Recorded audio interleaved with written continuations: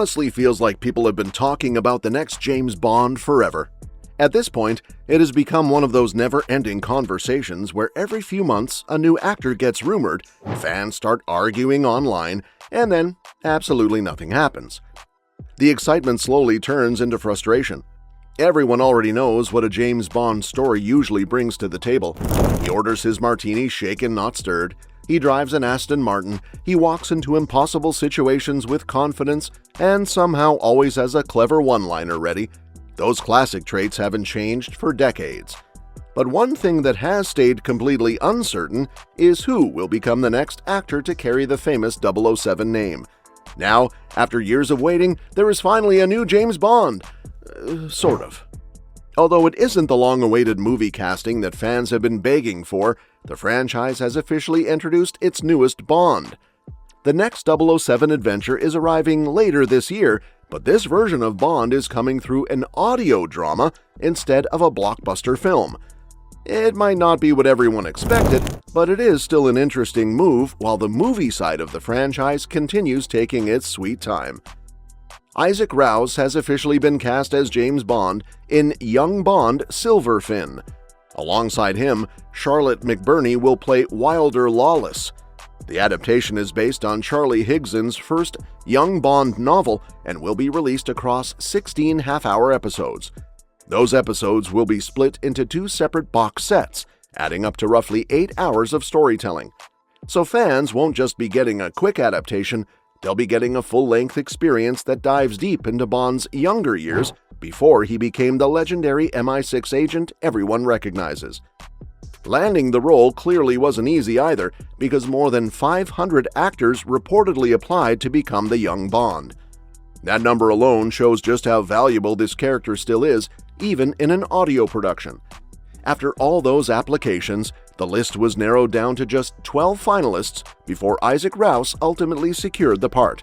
That's serious competition, and it suggests the producers weren't rushing into the decision. They wanted someone who could truly carry the character. Writer and director Barnaby Edwards sounded more than satisfied with the final result. He even joked with the famous Bond phrase by saying, "Nobody does it better." That's a bold statement, although it also shows how confident the creative team is in their choice. Confidence is one thing, of course.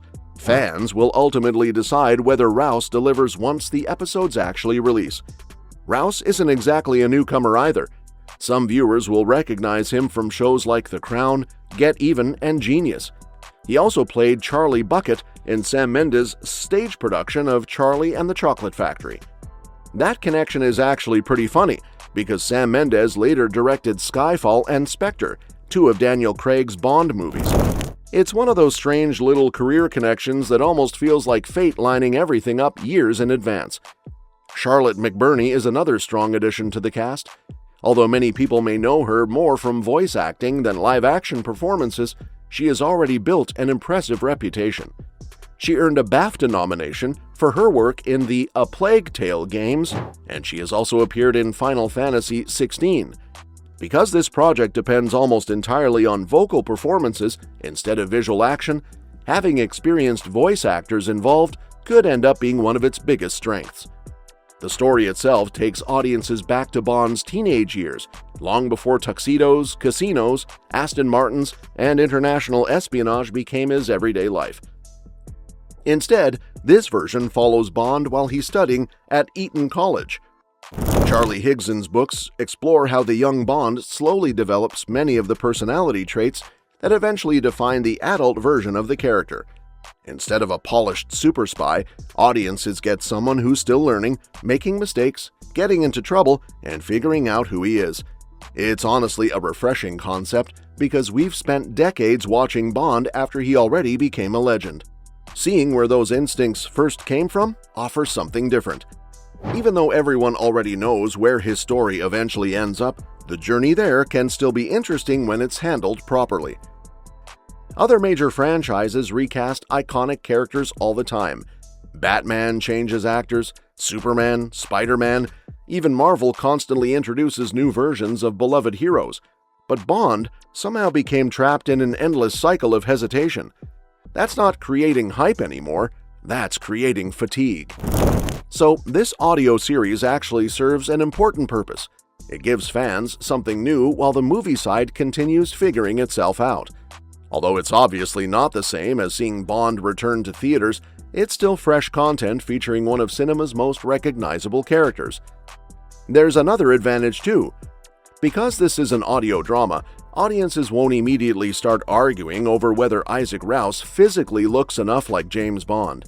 His performance depends on his voice rather than his appearance. That removes one of the biggest arguments that always explodes whenever a new Bond actor is discussed. And let's be honest, every single Bond casting announcement turns into absolute chaos online. Someone always says the actor is too young, someone says he's too old, someone says he's too short, someone complains about the hair color, someone complains about the accent. A bunch of people immediately declare that the franchise is ruined before filming has even started.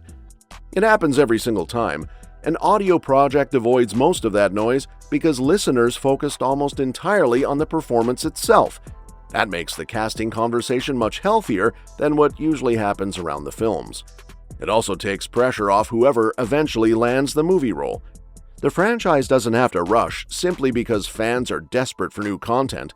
Instead, audiences can enjoy this younger version while the filmmakers continue preparing the next cinematic chapter. Modern entertainment has also changed a lot compared to when Bond first appeared on screen. Back then, audiences generally expected one version of a character at a time.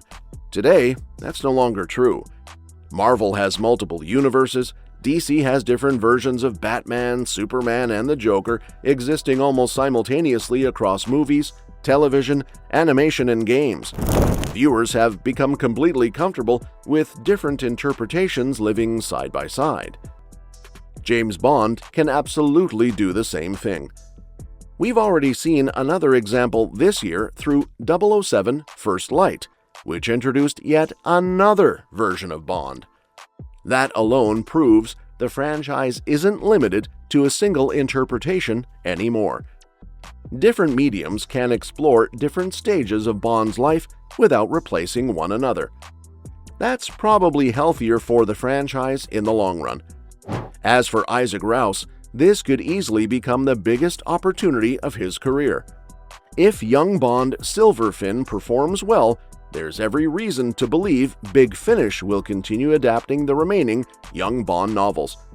That would allow him to grow alongside the character over multiple productions instead of treating this as a one-off performance. And that's that for today's video. Thanks for watching, and we will see you in the next one. And don't forget to like this video, share it with your family and friends, and subscribe to our channel to stay in the loop. And if you want, you can share your thoughts about this video in the comments section down below.